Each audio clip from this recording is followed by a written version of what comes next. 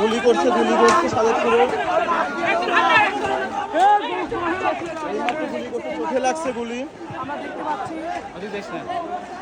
না এদিক কিছু না, এদিক সেপ আছে।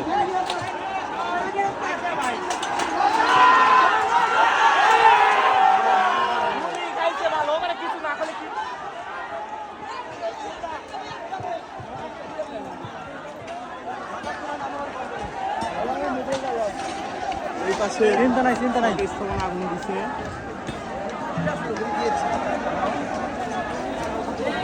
ওদিক খবর